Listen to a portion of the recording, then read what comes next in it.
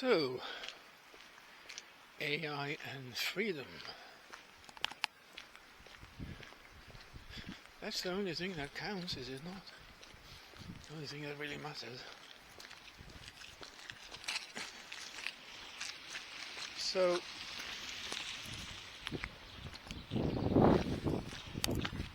I finally figured out some days ago, a week ago, that what this particular type of system is.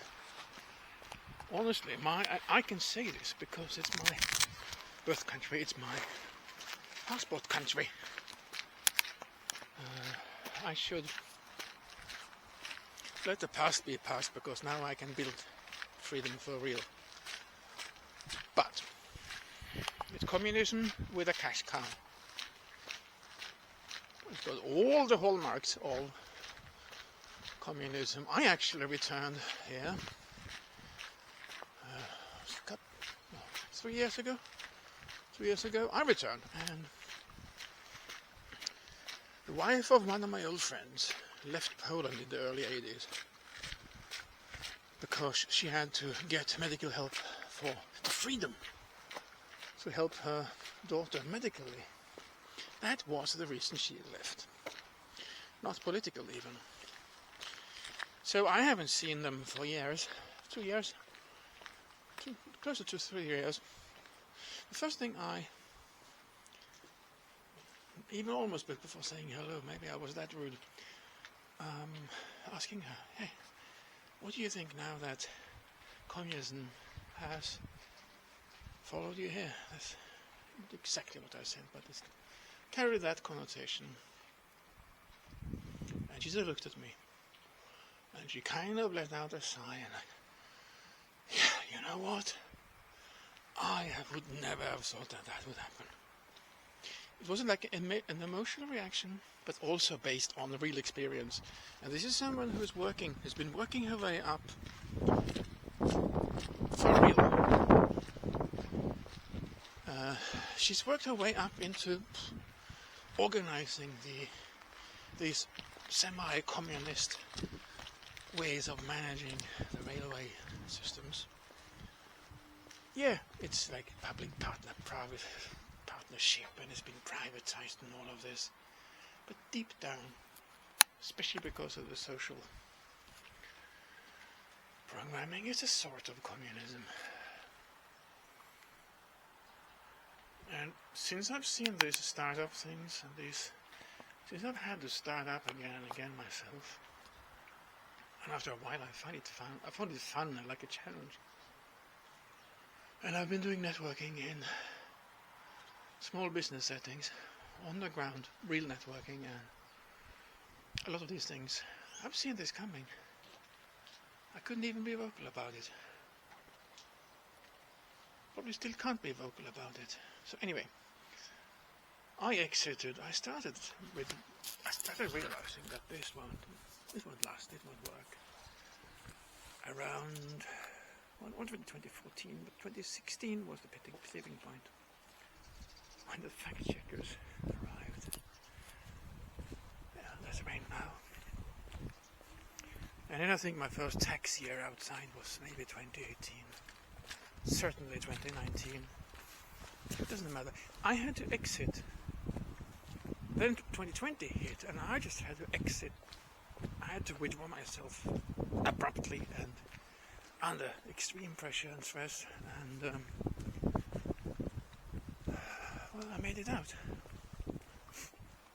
Then, a couple of years ago, it became abundantly clear that I was in another trap. I'm not even gonna mention names like countries and things.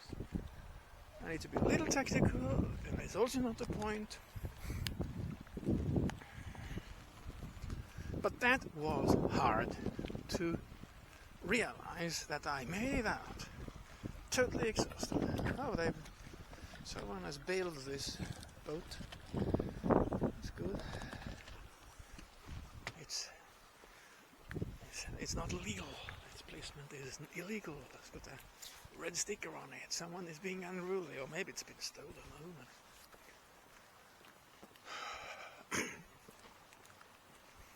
So I think the stress and a combination of the foodstuffs and all of this that's corrupted is what's my problem.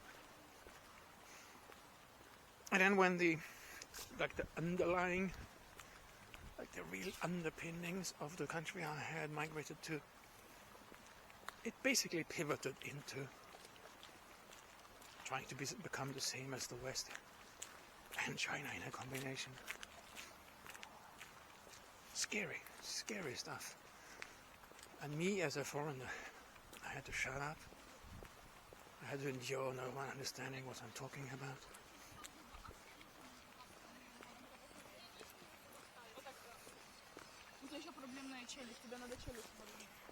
I had to basically see everything fall apart again before I even got started on building something new. Yeah, there's lots of online things I've been doing, but to start something new in this environment is close to impossible, but it's also reckless, basically. I see that now. Now coming back here, leveraging AI, having a few really key trusted people who are on the right side totally that I've found moving again. I see a chance to build. And now when I see that the liberal land option seems to be way more feasible than I thought it was kind of closing a little bit, that there would be more weight on investment. Well, it seems like you can still work your way up.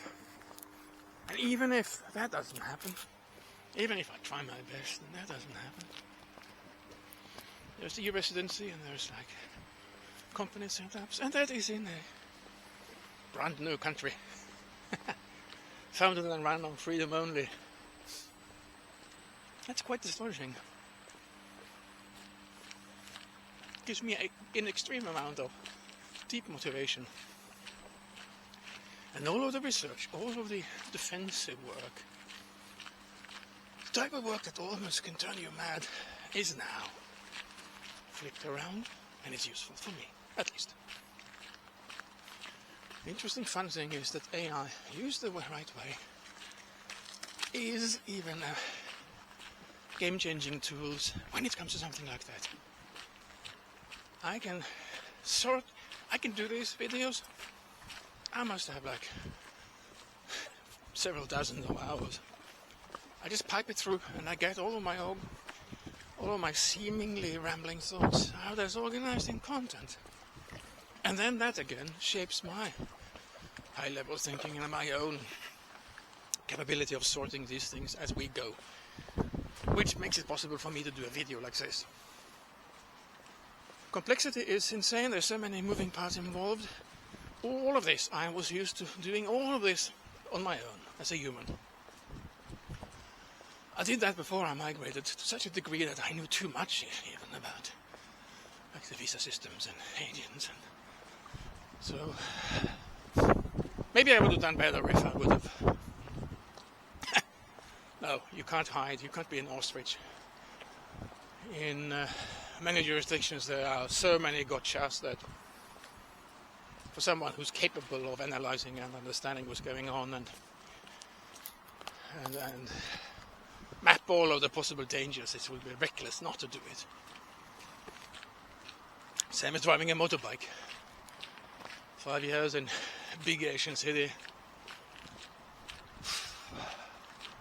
The only mishap I've had was when I was recklessly driving without mirrors towards the tail end of this, and someone hit me from behind, and yeah, that was my fault because I didn't monitor everything behind me. So, of course, this is freedom and responsibility merged.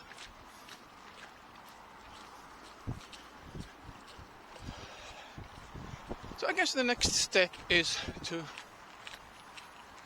figure out and sort out all this information and do a new business plan and incorporate, at least doing a e-residency in Liberland. That's the minimum I can do. Factor that into everything, and I can use AI for that. information about Lebanon is a little bit all over the place. I can have AI write reports for myself. Of course, I won't trust it 100%. I know the underpinning legal modes of doing things. I've done the risk and benefit analysis for myself, exiting and being stubborn and unruly and as free as I possibly can. I mean, there's so much time gone into that. But that all that time is now turned into something fruitful.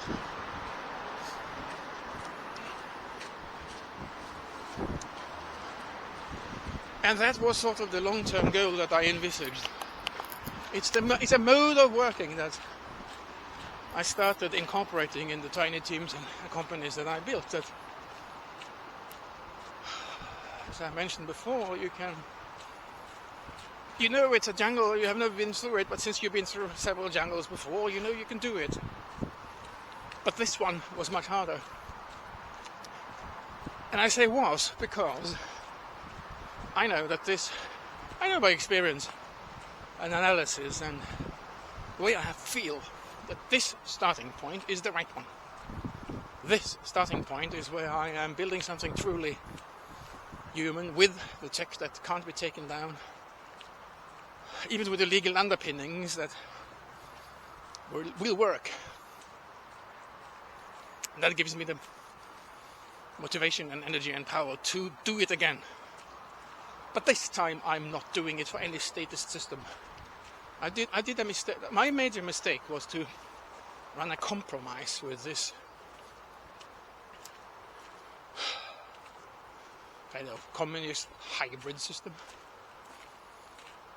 Because when I could get a really good, really great guy off with all of these benefit things and from the welfare system, when we basically got a worker for free for a year, and he had real potential. And yeah, I would say that at that moment it was the only way to build on this system. I should have just exited it right away, and I should have done all of the manual work. I shouldn't have done the bookkeeping for the first year only. I should have been like the 24/7 assistant from a low-cost country, and maybe we would still have had that company. But I thought I would be able to travel and bridge what's built here and what I just started building outside of Europe when all of this hit. So it has to be nomadic, it has to be based on freedom tech only, it has to be built on the right type of people with the right type of integrity and the right type of vision. It doesn't have to be, you don't need to see far into the future, you just want to know deep down that you need to fight to stay free. That's it. I think that's it. And then even staying online becomes optional. I'm experienced in tech. I'm not sure. I'm trying to figure out when my 40-year anniversary for coding is. So I know that I can take a tiny team through all of this. Using AI like now, using AI to market this, use social skills and social media and half-automated social media to spread it and scale it to a size that is realistic and desirable. Because you don't want to work with people who are not on the same team. So it has to be necessarily a smaller team. And then, when it works, you can have a new team that is separated in some ways from the next one, from the original one, but that can cooperate. Details of that can be fleshed out. You need to get the first one started first. And the ideal setup is to bridge people like me who had to or have to leave the West or have to stay here and somehow survive and build something that's based on freedom and sanity. But the best combination is probably someone like me making it out into the world and meet the people who want to stay in their cultures and do the same thing to avoid what happened here. That's what I want. I don't think I can't expect that people will understand fully what's going on here unless you're from here and you want to leave. But I see a growing understanding, and this is what's happened when I've been traveling and talking to people for the past few years. I see a growing understanding that from the outside world that, oh, something is really wrong with Europe. And then, by extension, if there is ever a chance to come back and rebuild, we can do that. I'm open for that possibility, but it's going to take a long time. I'm not gonna do it in benefiting the status system at all, ever. I have been asking around to just do an ordinary cash register job here, in case I have to, because then I could still do this. But maybe it's possible to build 100% on freedom and sane people and intact cultures and leverage AI and all of the tools that will be decimating everything for most people, but not for the people who grab the opportunity. I've never been more motivated that I can remember. I literally can't remember being this motivated. Yeah, I mean, I've been motivated on false pretenses, or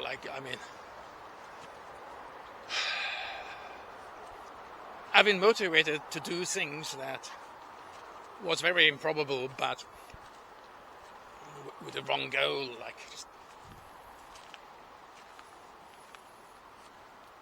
just doing fun, doing wild fun things that makes it possible to endure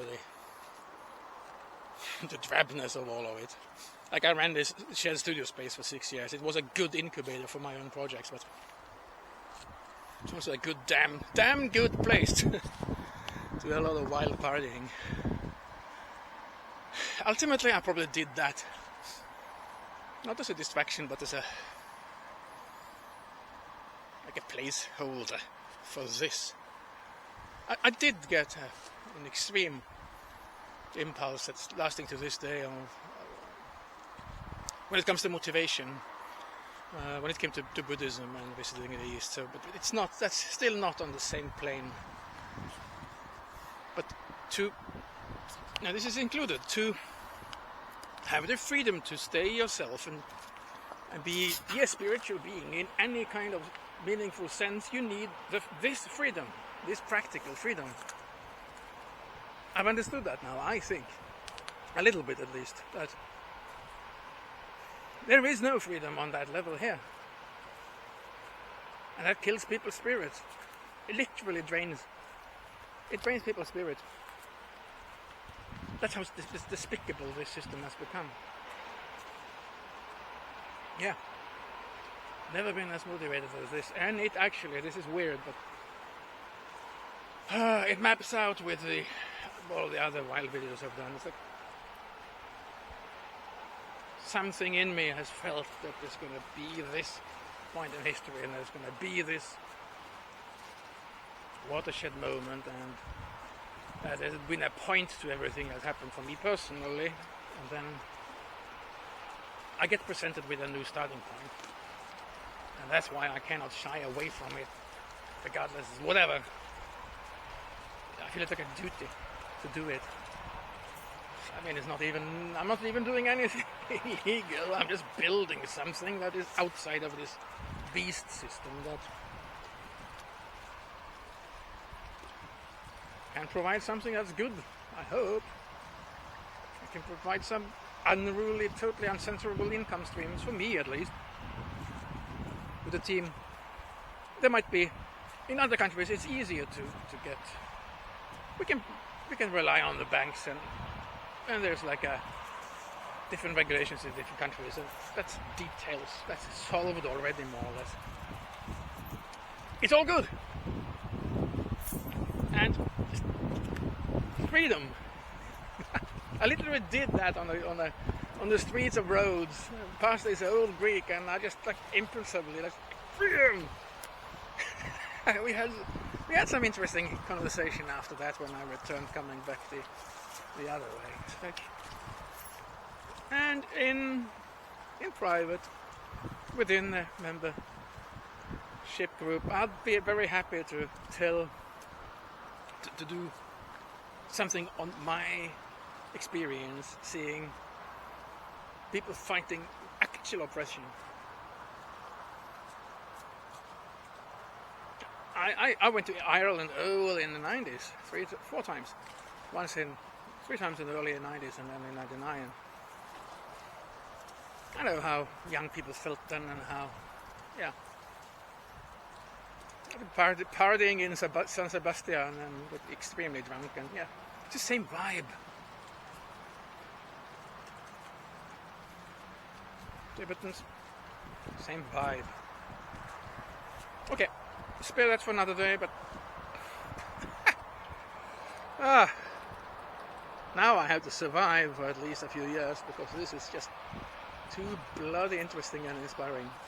So good luck to me and good luck to everyone.